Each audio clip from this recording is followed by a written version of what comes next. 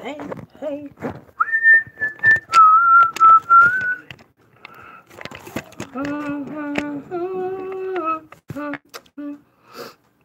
Okay, my question and answer.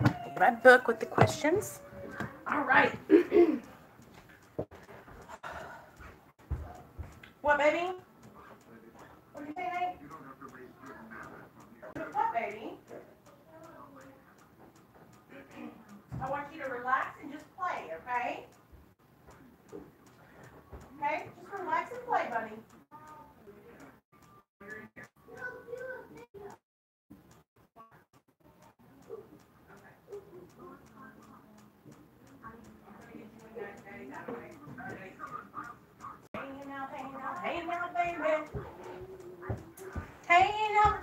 Hey now, baby.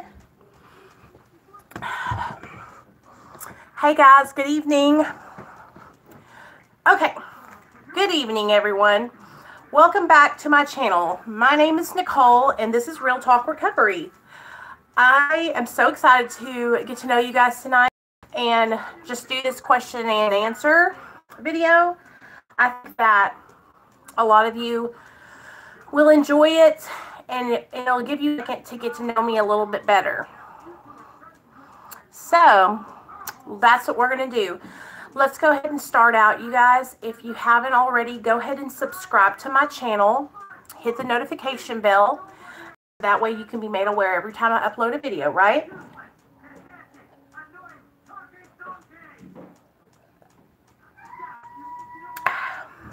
My name's Nicole and I'm an addict.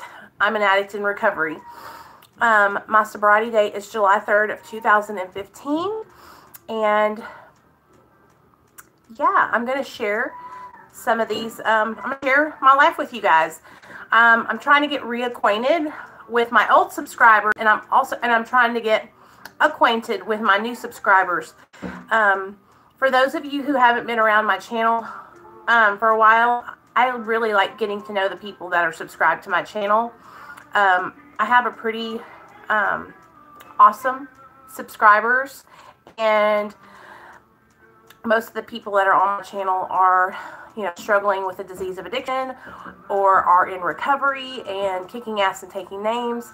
So, and I love just getting to know you guys and like spending time with y'all, talking back and forth in DMs or on the phone. So yeah, I built this channel because I needed support, and a year later I have 800 people supporting me, which is so cool, you guys. It's more than I could have ever asked for. I never thought in a million years that anybody would really subscribe to my channel, because I had really low self-esteem and I just didn't think anybody would care what I had to say.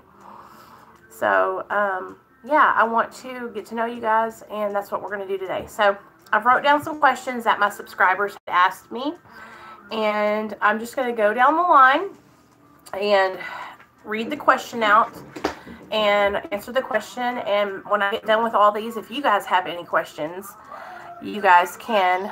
Okay, thanks, Classy. Good job. If you guys have any questions, feel free to ask, because I'm an open book. I have nothing to hide. I love sharing my experience, strength, and hope with you guys. I share my past with you guys in hopes that it will encourage and inspire you guys, if you're in active addiction still, to get sober and change your life. So that's why I share, my life with you guys. I also share because it helps me. It helps me to process things and helps me stay sober. Hey Bama. Okay, so mods, mount up. Be on the lookout, and let's do this, you guys. So, questions. Here we go. What, Nate? No, not yet.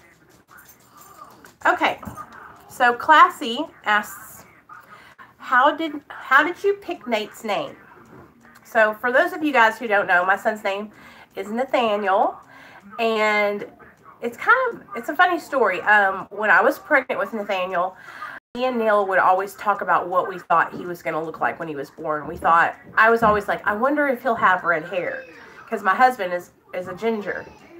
And so while we were tossing names around, I thought, wow, why don't we name him Liam? Because Neil is a redhead, and it just seemed fitting, right? So I got a hold of my dad. Okay, hey, me and Neil figured out a name that we want to name our son, and this is the name. I said, we're going to name him Liam Alexander, right? And my dad was like, what? What kind of name is that? And you guys, my dad's like this big Italian guy, right? And he just like, he doesn't mix words, you know? And I said, Dad, you know, it's Liam. And he goes, I don't like that name. And so I came back and I told Neil, I said, well, he doesn't like that name. And I was like, oh, okay. Well, what do you want to name him? And that's when we both looked at each other and we said, Nate. And I said, yeah, Nathaniel. And when I said it, it just rolled off my tongue. And I was like, we can call him Nate Doggy Dog when he gets older. And that was it. Neil, Nicole, and Nate.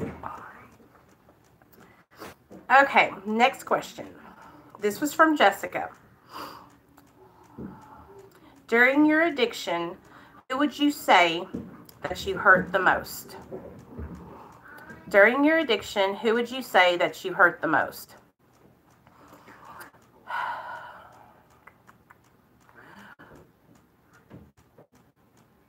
I automatically want to say my parents, right? I automatically want to say my mom and dad and myself. Because when I think about all the things I did in my active addiction, the people that were concerned and really struggling with the fact that I was an addict and that they didn't know how to see were my parents. And more importantly, my dad. My dad would always, whenever I would come over for like Thanksgiving or Christmas, my dad would always say, why can't you just quit? Why can't you just quit? You know, and I would cry and I would break down because I couldn't answer it. I didn't even know why I couldn't quit. Hold on, let me shut the TV off. Nate, you okay? Yeah, I'm doing a question and answer. Dad's on his way here, okay? Yeah, I'm doing a video. Okay, you just have fun. All right. Sorry about that, guys. I wanted to lower that radio. So he would say, you know, he would ask me like, why can't you just stop? And it would tear me up, you guys, because I didn't know why I couldn't stop. It was years and years and years of me coming to, you know, family functions and Christmas and, you know, going out with my friends and being around my family when they see me out on town with my friends messed up, or my dad hearing from one of his buddies that I was, you know, high around somebody that they knew. And people were calling my parents' landline of their house and telling them that they were seeing me at dope spots, you know. And my dad was so devastated. And then I got pulled over for possession of a controlled substance, and that's when I made the front page of the paper.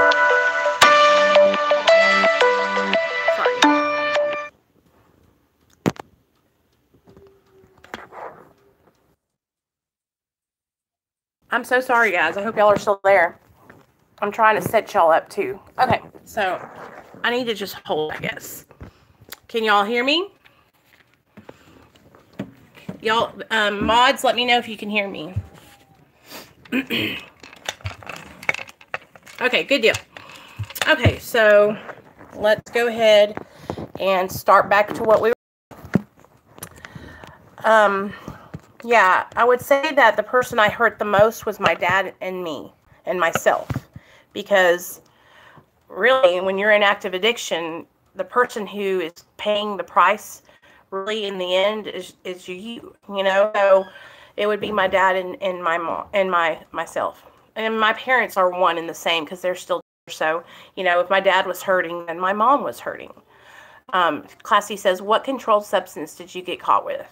I got caught with methamphetamine, marijuana, a hookah bong, a needle, gas, and fuel.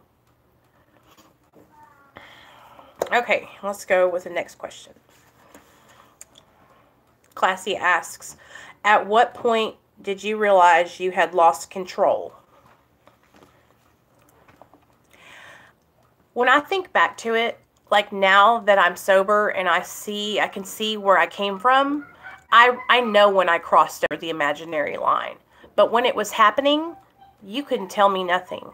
When it was happening, I didn't have a problem. I could quit anytime I wanted to. And I really believed that. I think the time that I realized that my life wasn't turning out the way I thought it was going to was when I went to prison. When I went to prison, because I was in county for 60 days before they took me to the prison. And in county, it's just like all your friends from the same town that you lived in, and you're all laughing and kikiing with the girls. But then they take you over to the big girl prison. And I remember when I got there and they were delousing me, and they gave me ADC number 754-077. And when they gave me my ADC number, that's when I realized, like, you know what? I'm an addict. I'm going to lose a year of my life because of the choices that I made during active addiction. Yeah?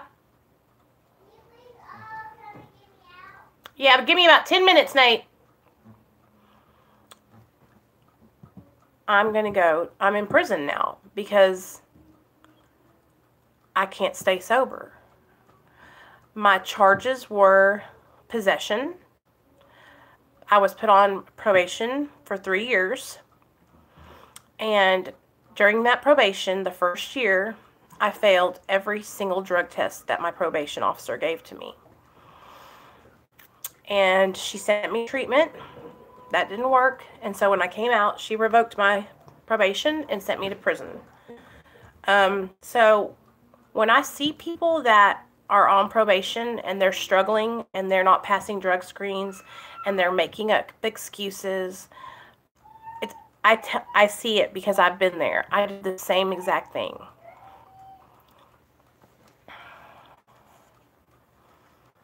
Okay. Jessica asks, do you think you can get, Jason asks, do you think you can get sober without true purpose?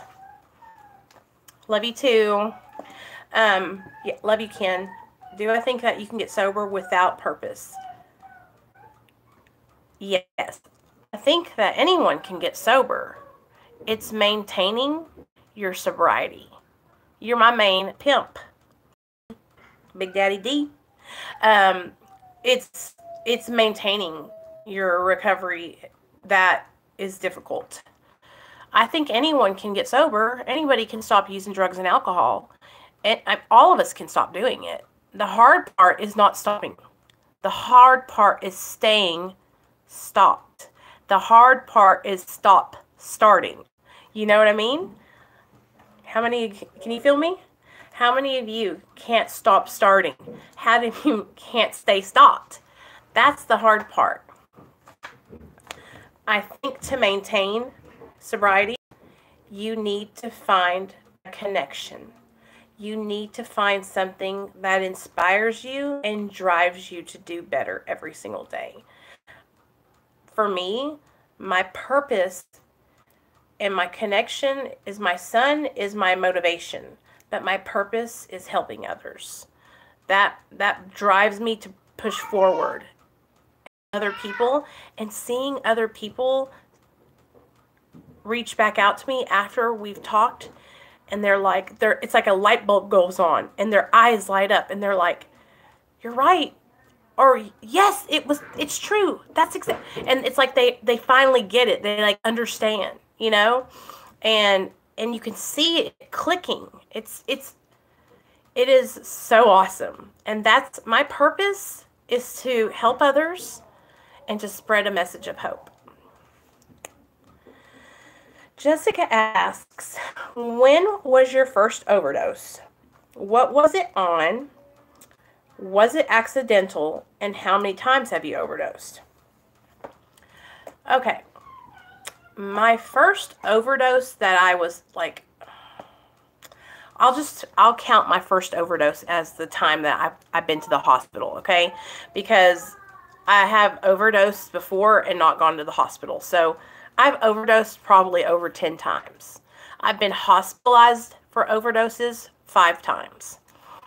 But the time that I can remember, the time that I can remember that like really, really sticks out to me was I had taken Xanax earlier that day, and I was at work, and my friend came to pick me up, and she had got some Roxy's, and we were both IV users.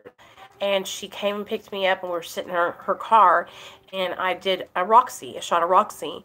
And then the next thing I know, I woke up in the hospital. Like, I shot it, and she said I just started going like this.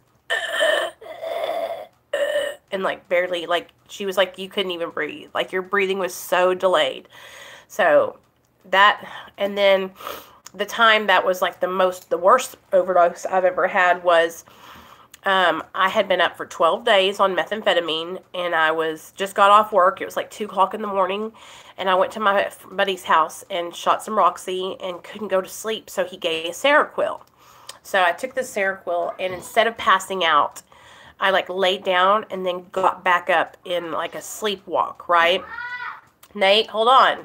I was in boxers and a t-shirt and no shoes, and I went walking down the street at like 4 o'clock in the morning, and the police found me. And the police found me, and they took me to the emergency room.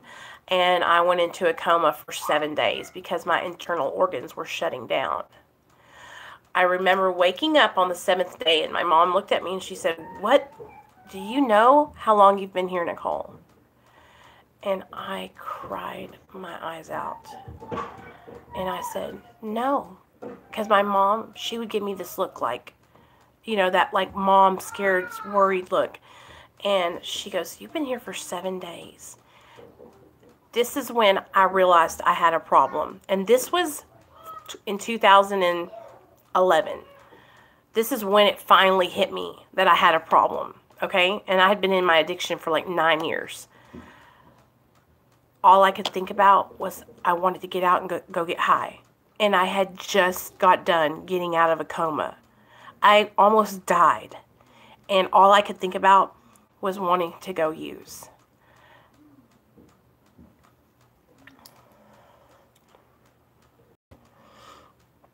Every time I've ever overdosed was an accident. It was always because I was combining drugs, opiates, and benzos. Like I said, I've overdosed over 10 times. 5 of those times I was hospitalized, and 2 of those times I crashed cars. And like they were all on, like I said, opiates and benzodiazepine. So Roxy's and benzos. Classy asks, what kept you in active addiction for so long? Denial. And I am an addict through and through. I liked the feeling produced by drugs and alcohol. I didn't get high because I didn't like the feeling. You know what I mean? I loved the way it made me feel. And I felt like I did better. I felt like I could do better work. I felt like I was cooler. I felt like people liked me more. I felt like I was prettier. I felt like I was skinnier. When I had drugs in my system, I felt like Superwoman, you know? And now, little do I know, now I know that that was all this false sense of like I had this it was all imaginary, you know. It wasn't really I was not worth anything on drugs, but I thought I was. I thought that I was the shit. And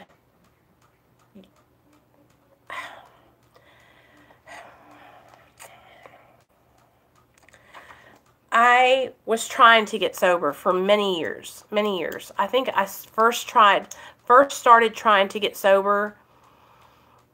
I was probably like 24 was my first treatment center I ever went to. 24, 25, I think. And I've been to 5 treatment centers. And so I was in and out of treatment centers, at least one treatment center for the last 5 years of my addiction.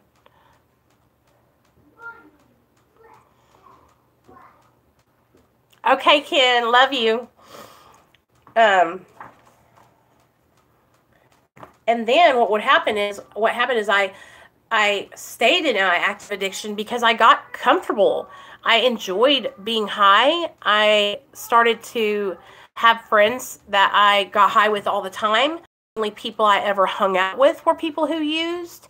So we all so even if I was going to get sober, I didn't hang out with anyone who was sober. So it was like, do you know what I'm saying? I had created this whole lifestyle, you guys, around using and drinking. And so my whole life was consumed by it. I couldn't come home without people being in my home, waiting there, high. You know, my boyfriend, everything. Yeah. Classy. What do you do on days where you feel down? What do I do on days where I feel down? Like feel depressed? You know, I have days where I'm not, I don't feel like I'm happy, and I feel depressed, and I feel sad, and I feel anxious, and I've had a couple of those days here recently. And you know what? When I feel like that, I have to let myself be okay with feeling like that. I don't have to be on every day. I don't have to be happy every day. And part of my coping skills that I've learned is accepting just where I'm at, because nothing in God's world happens by mistake. And if I'm having a hard time that day, if I'm depressed, if I'm anxious, you know, it's because I'm right where I need to be. Maybe that depression or that anxiety is going to push me over to see something that I needed to see. I always say, because my sponsor told me this, that when you're going through some hard times, there's always a gift on the other side of that. So if you can just push through, hang on tight, there will be a gift at the end of that. Yeah, bud. Okay. Okay, guys. Hold on. Let me go get Nate out. Intermission. Stay right there. Don't leave, guys. Don't leave. I'm coming, Nate.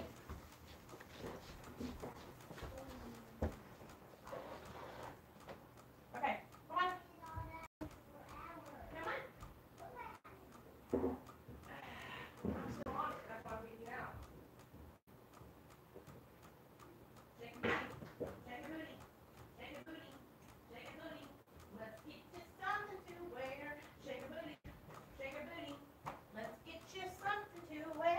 Shake a booty. Okay. Sit right here so they can't see you. Okay? Alright, guys. Let me get Nate dressed. They're definitely going to see me. They're not going to see you. Yes, they are. They're looking. They're running this way. You guys just talk amongst each other. I'll be right over. They're not going to look at you, baby. They're not looking at you. Okay. Mama. What? Okay. Your mom, Gigi. Huh? Gigi, mommy. Gigi, mommy. Gigi said this. Your mom, I'm doing question and answer with my friends, and they're asking me questions and I'm answering them. Answer question. Yeah. Or question answer. Question answer. Okay. Put your leggies in. It's not on. It's not on. Okay, let me see. My underwear. Well, that little thing was. Now move your butt up. Don't I can't see you.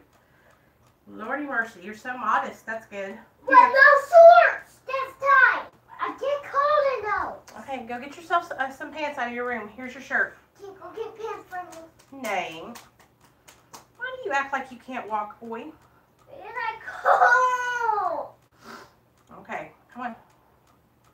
You get cold pants and cold shirt. Okay. There, you put it on. I'm going to get you your pants. Jesus, take the wheel.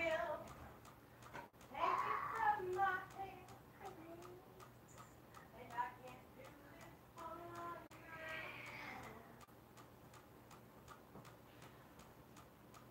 Here, Nate. Huh? Here's your sweatpants. You want to watch Puss in Boots? Okay, come on. And can I also Okay. socks? I have them right here in my hand, Nate. Oh. Ah. Got it? Okay, you can put these socks on. Susie said this. Come on. You gonna wait downstairs for Daddy? Hmm? Yeah, can we go down there? Okay, I'm making a video. But can we go down there? You can. With me? Okay, guys, I'm back. Can we go? What? You just want me to be lonely? Sorry about that. King Nate was calling. Okay, back to the questions. Here we go, guys. All right. Classy says, okay, what do I do on days where I feel down? So I allow myself to be there. Like, it's okay to feel, it's okay to be not on. It's okay to not be happy every single day. You know what I mean? I accept where I'm at. I also, a lot of the times, like, if I'm feeling hurt, if I'm feeling resentment, if I'm feeling anger, I look inside of myself and I say, what have I done to start this? Is there something I can do to change this or to make the situation better? And I really work hard on trying to do those things, you know.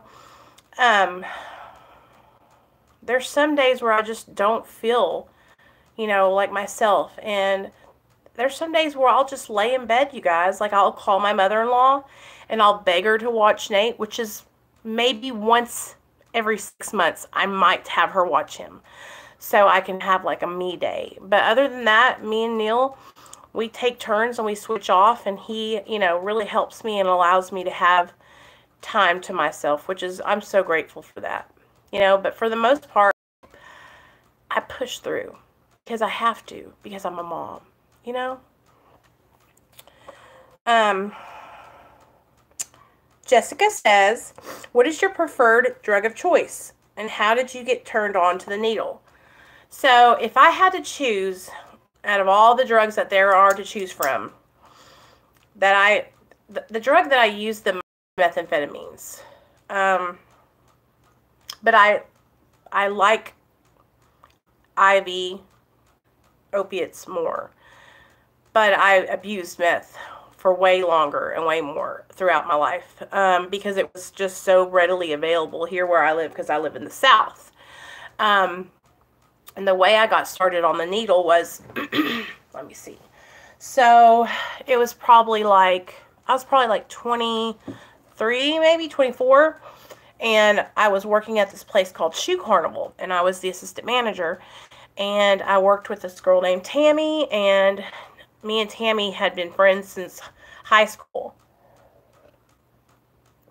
Well, I was over at this guy's house named Nate, and we were all kicking it. He was cooking dope, meth, and we were all hanging out, you know, smoking, drinking. And every time he would get done making a batch, everybody would go back to the bedroom, and I would stay in the living room and do lines.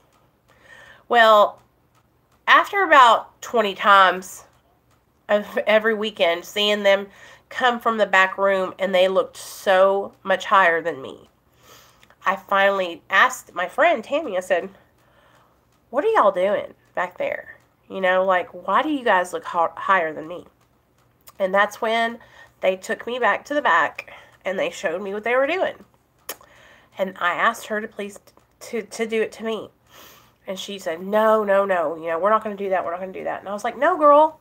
And that's when she said, well, you're going to do it anyway. And if you're going to do it, I want to make sure that you do it the right way. And that's how she taught me. She showed me how to do it. And then she did it. to me. And I remember it like it was yesterday. My heart, the feeling, when I tell you guys this, like, that feeling is what I chased for the rest of my life. That feeling right there is what I searched for the next 10 years. I could never get that feeling quite like I got that time. And when people tell you that shooting meth is like an orgasm, they are not lying to you, because that's exactly what it feels like. It is so intense. It's so hot when it goes through. It is, and my whole neck, oh my gosh, you guys, my whole neck would turn red. My whole face would turn red. My hair would feel like it was growing out of my skull. My pupils would automatically go.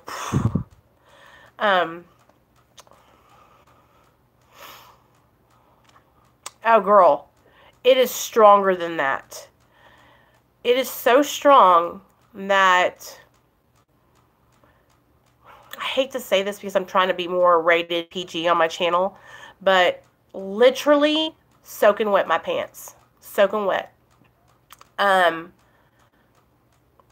The euphoria produced, because it's like you inject it and it automatically goes into your bloodstream, and your heart automatically goes up probably 20 to 100 beats per minute more than it was already. And your hair, the feeling is out of this world. And that's why so many people like me, after they do it like that, they chase that feeling. They chase it and they keep on doing it. And that's why they never go back to doing it the other way.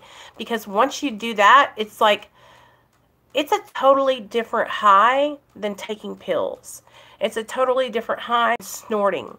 Okay, even with IV Roxy and IV heroin, it's totally different when you inject it.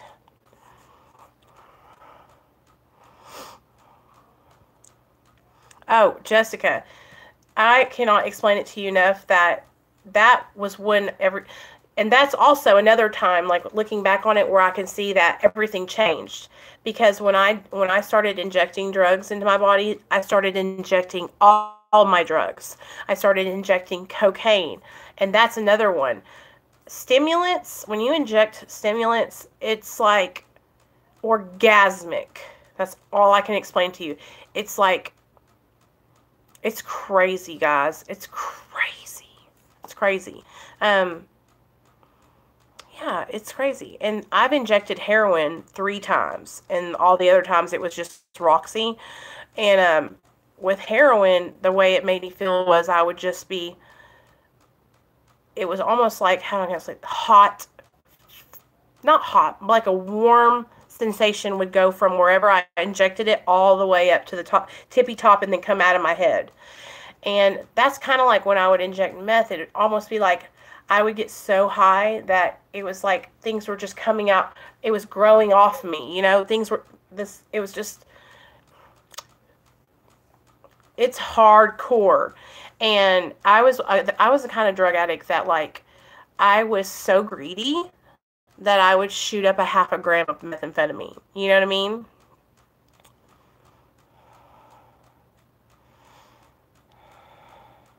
You know, the first time I ever shot heroin, everybody was like, you're going to throw up, you're going to throw up. I mean, I was so fucked up, though. I was nodding out and falling asleep on the couch. I did too, Classy. Total waste. Like, I wouldn't do it. If I didn't have a syringe, I would wait until I could get one. Okay, but let's not trigger each other. I'm sorry, guys. But yeah, that's how I got on the needle, was through my friend. She showed me how to do it. And, you know, because I saw all the people I was hanging out with were doing it like that, you know. Hey, Scottish. Okay, next question. Classy asks, did you shoot yourself up or did someone else? Oh, okay, so yeah, someone else did it for me the first time. Hey, Sunny. I'm just dropping in to say hi. I hope everyone is having a wonderful day. I'm looking forward to Okay, cool. I'm looking forward to it too. I cannot wait. You guys, that's Sunny from Sunnyside Hypnosis. with Sonny Rosati. He's the guy who's helping me, who I have his book for the emotional weight loss. And if you guys should go over to his channel and subscribe, because he has got some really good information, very, very helpful, just very, very nice. It's hard to find people who are like sensitive like I am, and I think Sonny's like I am. I think he's a very sensitive, in touch with his feelings kind of person.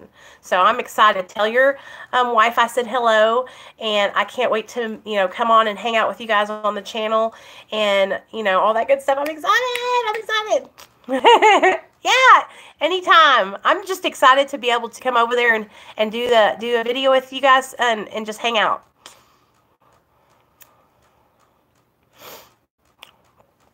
Okay, so the next question, you guys. The next question is, Jessica asks, oh, did my sister turn me on, or was I the bad influence? So, because my sister Michelle, she is actually my middle sister, and my baby sister is Christine, and my baby sister's not an addict. My baby sister is a musician, and she does not have the disease of addiction. She could take it or leave it. Do you know what I'm saying? I mean, she's just such a straight-laced kind of chick. She's got her stuff together, you know? And, well, me and my sister, we were the opposite. And my sister Michelle, when we were growing up, she wanted to go everywhere with me. So when we were little, I would go out with my friends, and my sister would tag along, right? And so everywhere I went, she was my shadow. So she started smoking marijuana before I ever even knew what it was.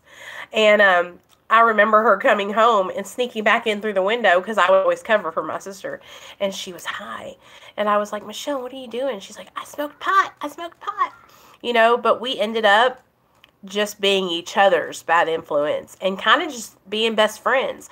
I mean, me and my sister, we did everything together, you guys.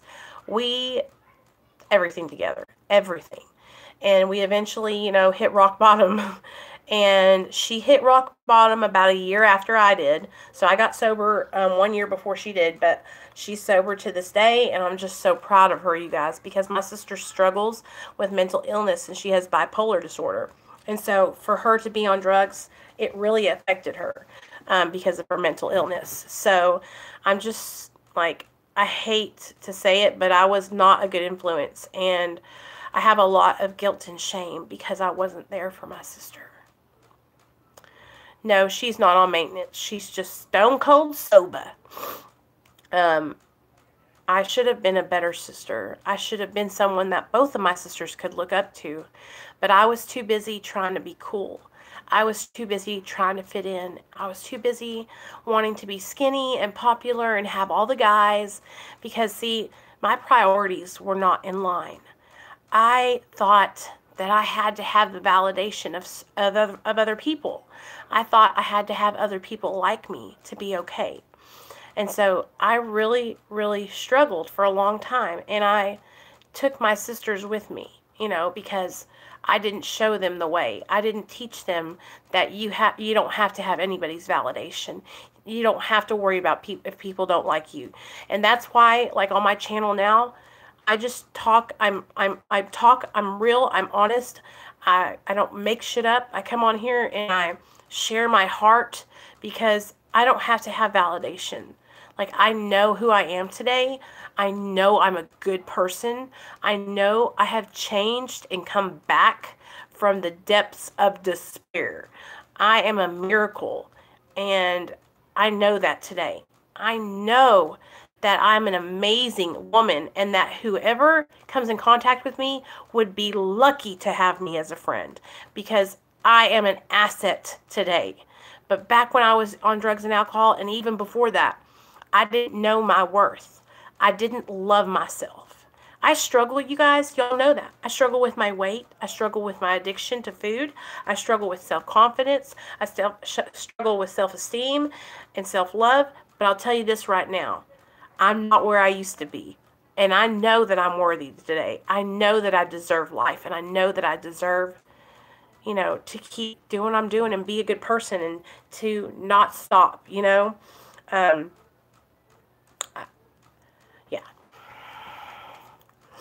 So, Courtney asked, what was your rock bottom? Oh, this question is, when did you realize you had a problem? It keeps on coming up. A lot of people ask that. So my rock bottom, you know, I thought I had hit rock bottom so many times. I would actually go into treatment because I've been to 5 rehab, and I would think, this is it. It cannot get any worse than this, right? And I would be at my rock bottom, and then that rock bottom, that floor would open up, and I would fall down to a lower level, you know, and it kept on going like that, and I kept sinking and sinking and sinking lower, you know, where I thought getting fired from my job was my rock bottom, then I was lower than that, and I was homeless, and then I would sink lower than that, and I was having to like hustle old men for money, and like I would go over and hang out with this really old man, and he would pay me $50 just to come over and hang out with him and clean his dishes and stuff like that.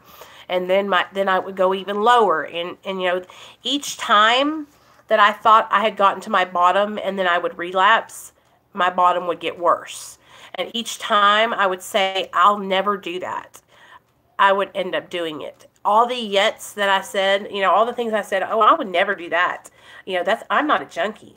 Everything I said I would never do, I did. Because the disease of addiction is a progressive illness. It gets worse, never better. Jessica asks, have you lost any friends or relatives to addiction? I've had a lot of my friends commit suicide, and because of addiction. The first friend I ever lost to the disease of addiction was my best friend, Nikki. And I've talked about her before in my live stream. But her and her husband rescued me from the abusive relationship I was in for 7 years. And they let me come and live with them. And they paid all my bills and my car payment and my credit card bills until I could get back on my feet. And they took care of me because I had nowhere to go. I was with this guy who beat my ass every single day. He would bounce my head off the concrete and not even bat an eye. One day, I had just got back from work, and I was at my parents' house, and I got a phone call, and it was my friend Amanda from high school. I hadn't talked to her in like 10 years, right? And she was like, Nicole, Nikki shot herself. And I'm like, what? And I remember dropping the phone, getting in my car, and driving over there. And there was yellow caution tape all over the front door inside my bedroom. And she had went into the bedroom that her and her husband, you know, let me live in. And she had piled some covers, some blankets that were folded over her chest, and took the gun and shot herself through the heart.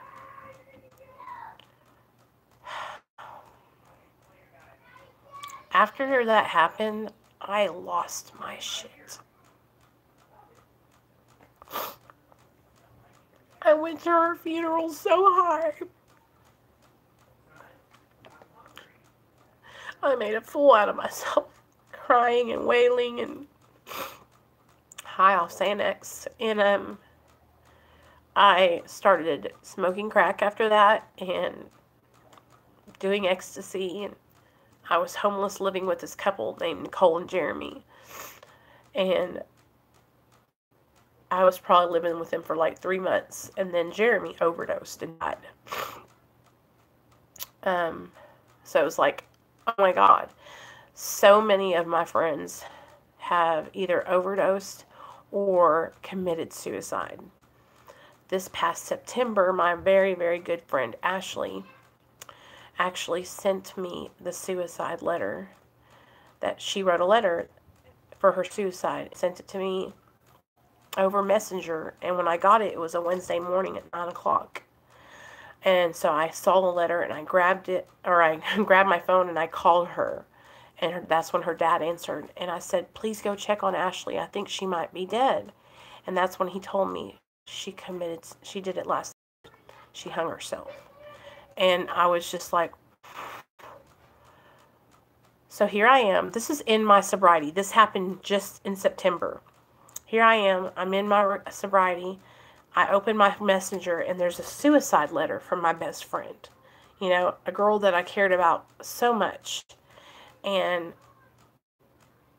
it's telling me that she loves me, that she wants me to take over all her social medias, and that by the time I read this, she will be gone. Right? And so I went and I got her social medias, her Instagram, her Facebook, and I still have her Instagram to this day, and her Instagram is Ashley Shelton, and you guys can go check her out. I still kind of feel like she's alive because I have that Instagram and I can go over there and look at her pictures and all that stuff, but I post stuff on there because she left me in charge of her legacy, is what she says. And you know what I'll have to do? I have the letter that she sent me. I'll read it to you guys one day here on my channel so you can hear, you know, the letter she wrote me. But she was sending me all these text messages like the week before she did it. All these text messages just telling me how I was just an amazing person, and that there was nobody else like me, and that the world needed more people like me. And I kept on wondering, like, why does she keep saying this? You know, like, is she falling in love with me or something? You know, how girls are. And, it was because she knew she was going to be gone. And she knew she was planning it. She had already attempted it once. And I didn't say anything. She showed me she had these purple rope marks all around her neck. And I knew I should have called her parents. I knew I should have, but I didn't say anything. And after it really happened, I knew I felt so guilty, like it was my fault. Like I should have. If I had called and gotten her help, then maybe it would be different. Maybe she wouldn't have died, you know?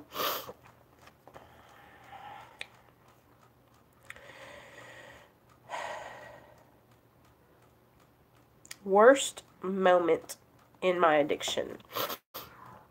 The worst moment in my addiction. The worst moment I ever had when I was in active addiction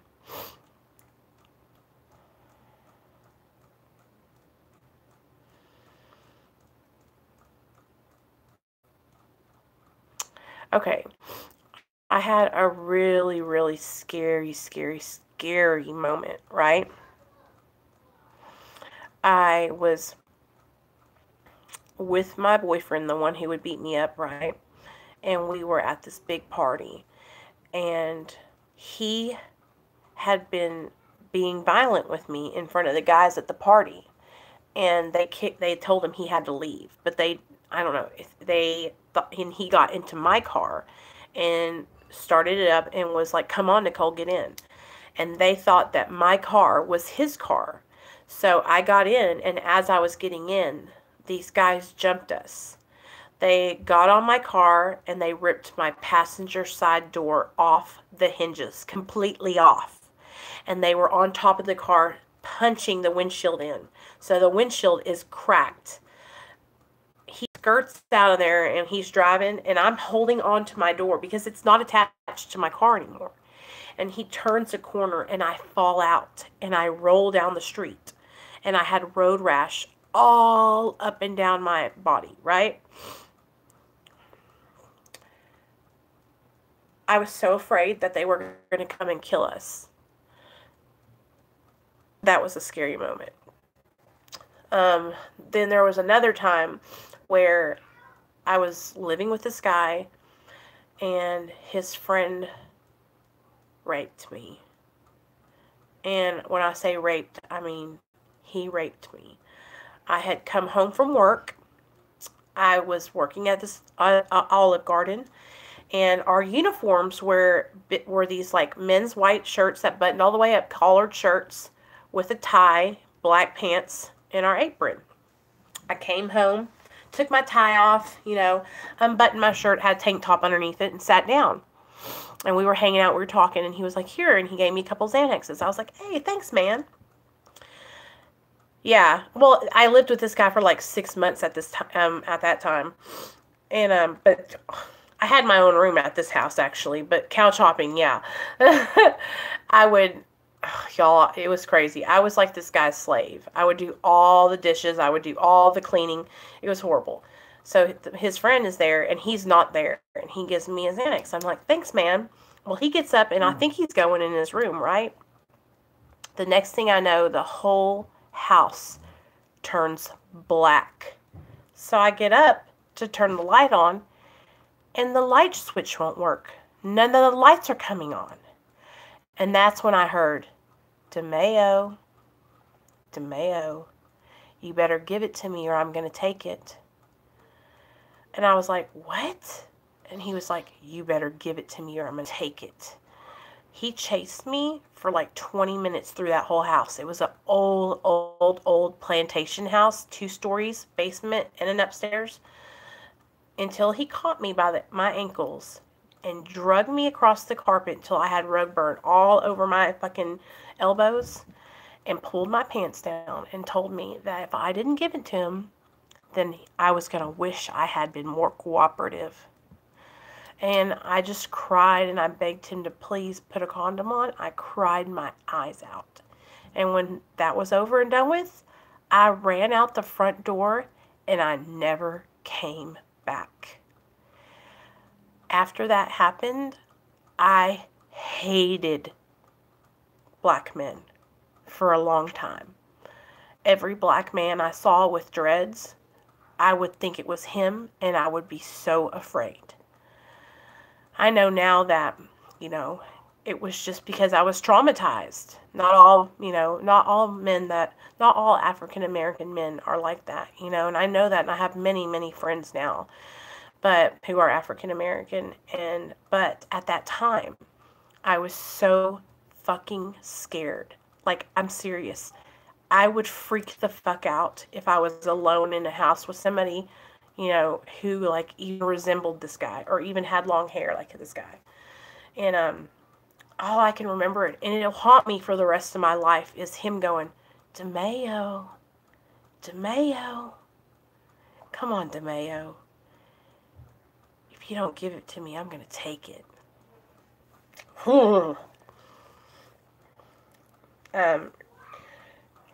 Cher asks, when did I realize, realize when I started using drugs that it would get to this point where I either had to get sober or I was going to die? I never thought that I would ever be a drug addict. I never thought that,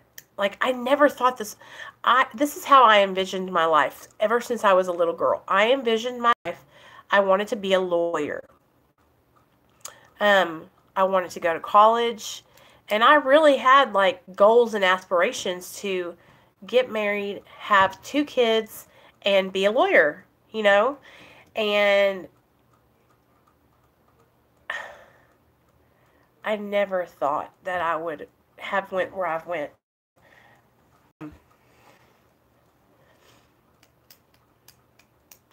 I wish that I could have seen it earlier and tried to stop,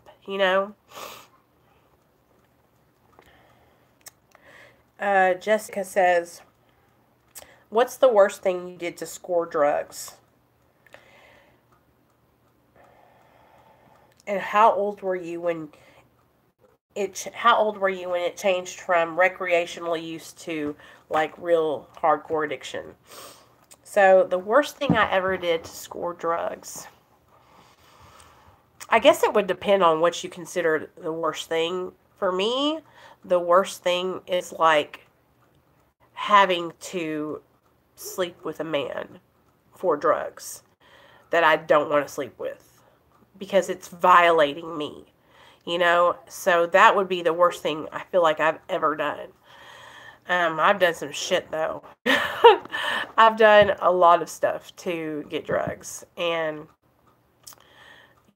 each time I did it, it got easier and easier to do it. So each thing I did, it would be hard at first, but then it kind of like I got used to it because I had to maintain my habits. And I worked a lot, but eventually I wasn't able to work because I would get fired from my jobs. So I had to get my dope. So I would do whatever it took.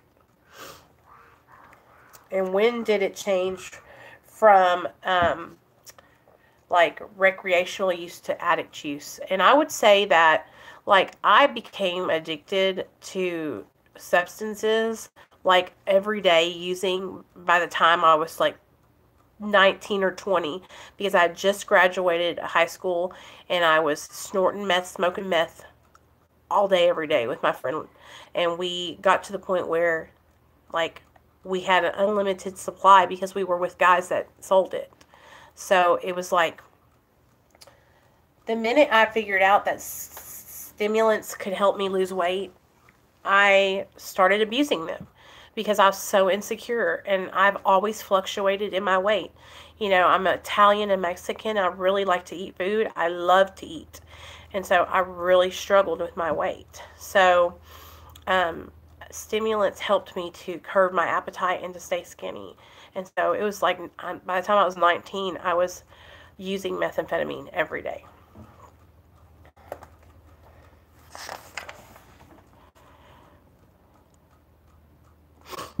Okay, what has been the most valuable tool in your recovery? I feel like the most valuable tool in my recovery has been to think before I act or react, and acceptance, because it's all the answer to all my problems today. And Rachel, will you ask me your question again so I can read it? You know, I also had a question on my other video, and it was from, anyways, I can't remember. Nicely done. He wanted to know about how do I deal with anxiety, like sudden onset anxiety. And you guys know that I was going through it real bad just recently because I jumped off my Lexapro like an idiot. And I was having these sudden panic attacks. And I'll tell you right now, nicely done, if you're listening, mindfulness, meditation, and breathing. When I would have a sudden attack of like major anxiety attack, I'm talking heart beating out of my chest, couldn't breathe, I would bring myself mentally into my only be in the present, Nicole.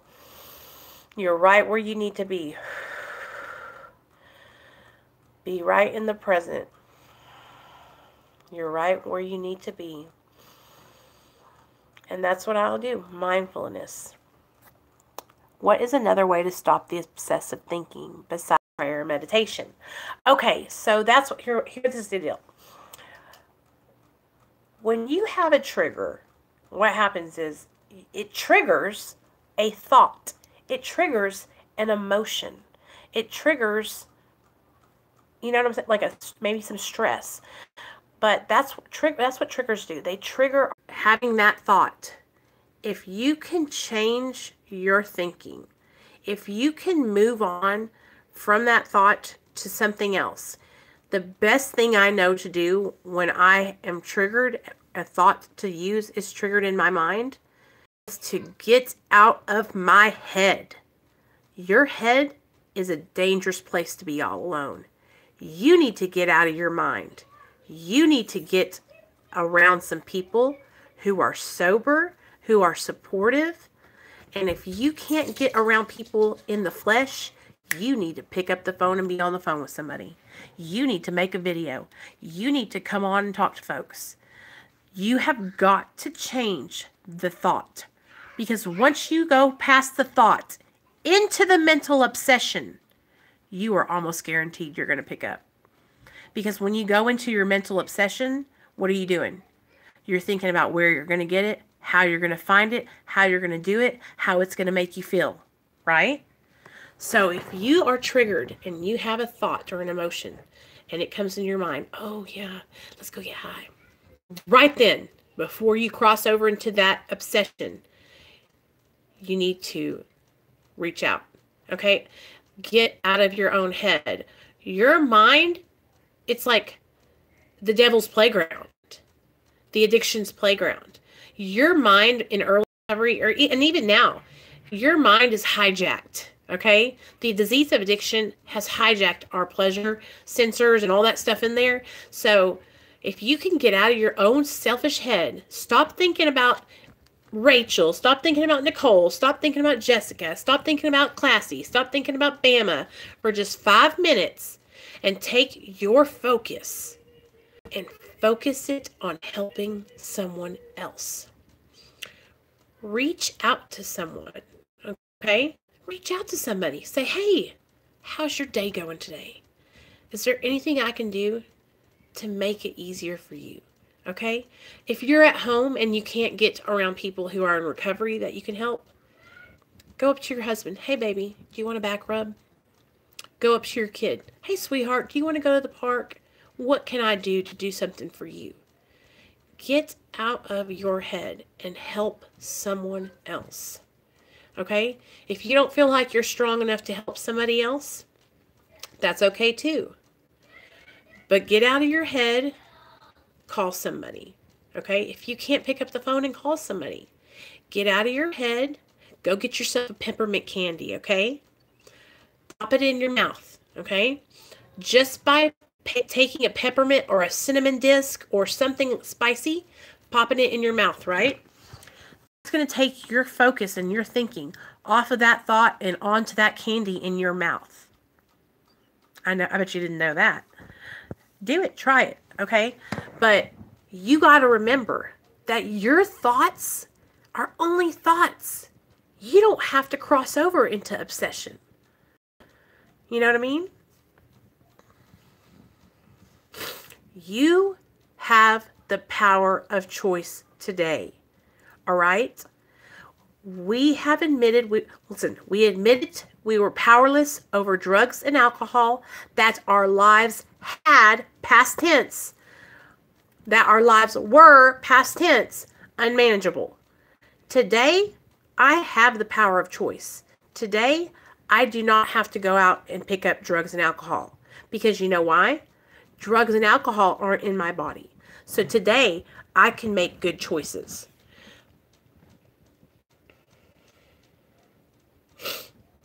You feel me? Mm-hmm. Okay. Do you guys have any other questions you want to ask? Yeah. And so, you know what, Rachel? I didn't realize that. Like, I thought that I was powerless for the rest of my life. And that kind of like, that made me feel really insecure. It made me think, oh, well, then I'm just going to, you know what I mean? How am I ever going to stay sober? Because I'm just going to be powerless for the rest of my life. Well, that's just not how it is. You are not powerless forever, you guys. Looking through the comments. Yeah. Oh, you know, Jessica, I saw one of your comments on one of my other videos, and it was about me being really emotional on Suboxone. And that's the thing, like, I am a fucking intense person, okay? I am such an empath, like, and my emotions are raw. I feel everything. So when people tell me, like, they were numb and they didn't feel feelings on Suboxone, like, that is not my experience. I am so wide open. You know what I mean? Like, I feel everything, you know, but I also think that, you know, I'm working really hard with my therapist and with my sponsor on a spiritual program, you know, and I'm connected with a power greater than myself that has helped me to be able to feel feelings again. Because for so long, I would take drugs and alcohol so I didn't have to feel those feelings. So I didn't have to be sad or cry or feel uncomfortable. But now I feel every one of those feelings.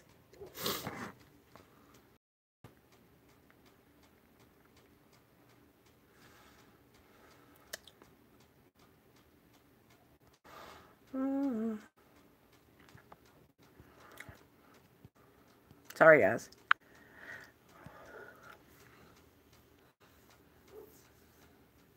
I know. And that's what I keep on hearing, you guys. Like, I can't imagine what it's going to be like whenever I get off, because I'm already so emotional. Yeah, and that's the thing, Jessica. That's what I was talking earlier. I think, and you got to remember, like, and I don't mean to discredit or make your addiction was your addiction and it was hardcore for you. But that's why I think a lot of people that get put on Suboxone should never have gotten put on Suboxone. I really think that, like, I'm sponsoring a guy right now who was on like 100 milligrams of Percocet a day. And he was thinking, he thought, well, maybe I should get put on Suboxone, right? And I was like, no, you need to try and get sober without it first. You know what I mean? Because here's the deal. If he had got put on Suboxone, that Suboxone is stronger than than the Percocets he was on. So when people get put on Suboxone after being on like pills, it baffles me, because I'm like, what? Like, that's just stronger than what you were on. You know what I mean? And Rep, I always see your comments, and it makes me sad because, you know, I feel like, aren't you on Suboxone, or you're struggling still in active addiction, right? Yes, Suboxone is you are dependent on Suboxone, but active addiction, for me, has negative consequences, and like negative, I'm like I'm selling stuff, I'm trading. Y'all heard all the stuff I did in my addiction. Being on Suboxone is nowhere near active addiction for me. In fact, my life has never been so straight edged, you know? And so it's a huge difference. But I think that a lot of people who maybe didn't go really far down in their addiction, they get on Suboxone and then they feel chained to it, right? And then they don't know how to get off, and they don't seek help. They don't talk to their doctor. They don't go to therapy. They don't get involved in any kind of program. And they just expect Suboxone to cure their addiction. And if you go into it thinking that it's going to take your addiction away from you, then you're going to feel like you're just addicted to it, because you're going to be dependent on it, and then you're not going to be able to jump off. And by sharing my experience with people about being on Suboxone and how I'm working and how I do my taper with my doctor, right, it's because they're really strong. Buprenorphine is a strong medication. And so that's the thing, when you're just taking Suboxone in between doses of opiates, you're missing the therapeutic effect of the Suboxone, because you're not building it up in your system. When you have been taking Suboxone for 3 years like I have, I don't feel shit. Not one single thing. So that's how the medication is meant to be taken, is, you know, to build up in your system. Has that sealing effect. But I feel like a lot of doctors, and you tell me what you guys think, I feel like a lot of doctors are just giving Suboxone and methadone to people who are brand new in addiction. Like, they just started dabbling in pills. They just started abusing Roxy, and they just started taking them or snorting them, and they haven't tried anything to get sober.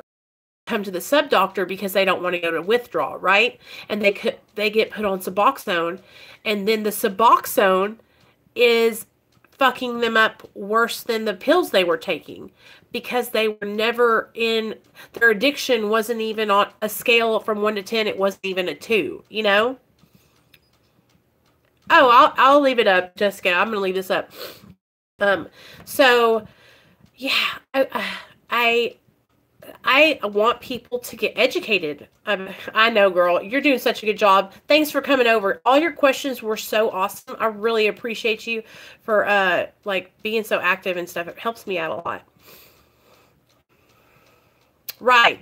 And that's what happens whenever you're like taking them in between other opiates. They're just going to keep you from um, being sick.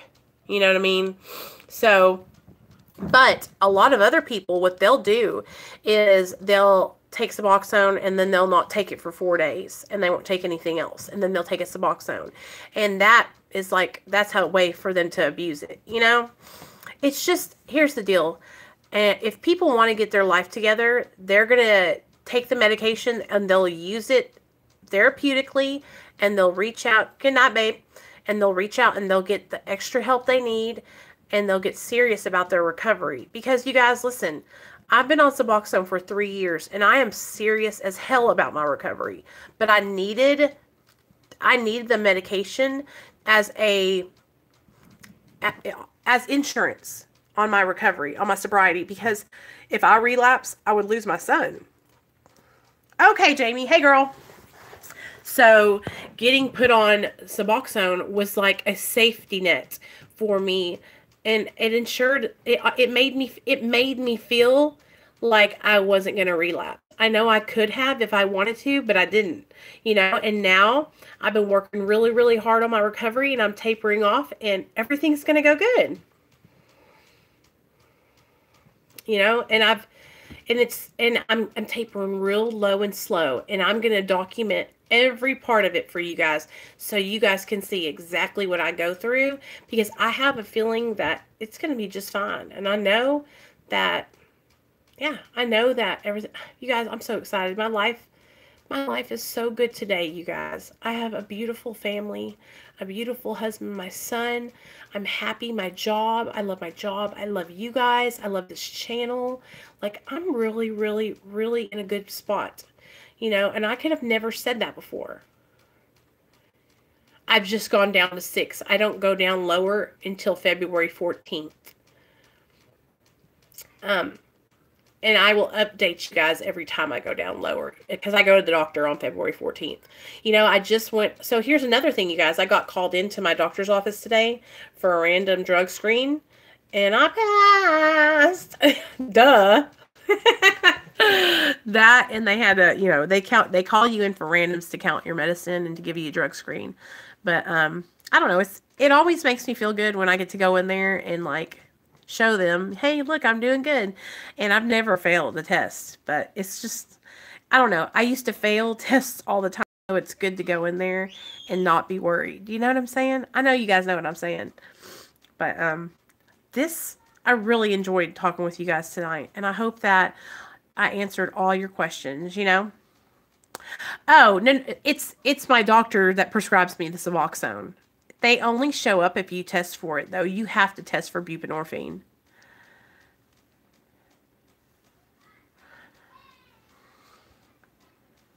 Yeah, see, Bama, and it helped you, didn't it? Because you needed the extra, kind of, you needed to get up out of that house, girl. You was getting too complacent in there, you know? Sorry, my back is itching and I'm trying to itch it with this pen. And that's the thing, you guys, like, oh, hey. When we think, oh, I don't want to have to do this, or listen to this. There's usually a reason why it's going on, and it's a gift. It's a gift. And if you can just keep a positive, try to stay as positive as possible when you're, you know, going through life, because it changes your perspective when you have a better attitude about things. I'm telling you guys, I used to want to die every day and wanted to kill myself. And now I really make an effort to try and just think about things, you know, more positively when I can. And it really does help me. I know, girl. I just think it's weird how you guys have to bring in old bottles. Like, I don't understand why you don't just throw them away. But hey, I don't know all about that kind of stuff. This question and answer session was so good, y'all. Daddy's home. Hey, Neil. How was your day at work? Did you get some of the taco stuff I made? Okay, good. Good deal. I had rice and cheese and corn and chicken all mixed in it. Kind of like a taco salad. Ooh. Intimates. Those look good. Okay, I don't need those. All right. Well, guys, I'm going to get off here. I hope y'all all have a great night. And so, what is this, like the 13th or 14th? We will do another Q&A at the beginning of next month. So what we'll do is each month we'll do a question and answer. So if you guys have questions, start saving them up for the next time. That's right. Make your video, Rachel. And is it on this channel? Because I'm going to come over there and subscribe. Oh, yeah, Bama. Okay, well, if you want to ask me the questions now, you can. Or do you guys want me to come over to the Hangouts? Have a good night, Leah. Love you, girl. Have a blessed night, Rachel. I'm so glad you found me again.